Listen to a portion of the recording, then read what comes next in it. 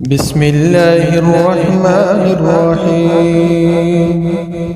يسبح لله ما في السماوات وما في الأرض الملك القدوس العزيز الحكيم هو الذي بعث في الأميين رسولا منهم يتلو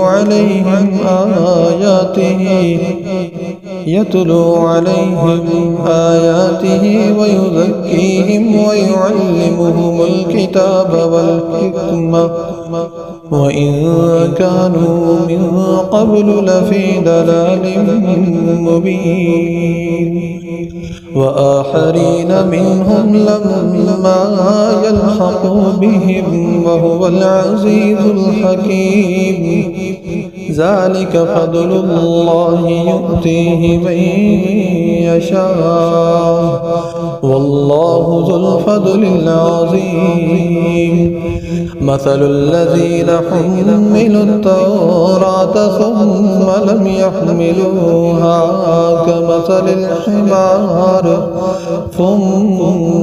يحملوها كمثل الحمار يحمل أسفارا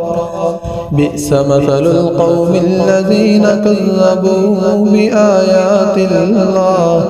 والله لا يهدي القوم الظالمين قل يا أيها الذين هادوا إن زعمتم أنكم أولياء لله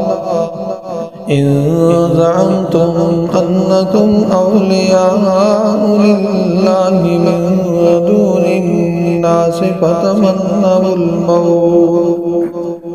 فتمنوا الموت إن كنتم صادقين ولا يتمنونه أبدا بما قدمت أيديهم والله عليم بالظالمين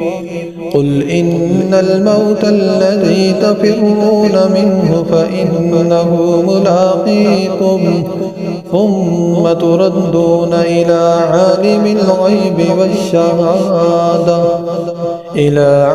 الغيب والشهادة فينبئكم بما كنتم تعملون يا أيها الذين آمنوا إذا نودي للصلاة من يوم الجمعة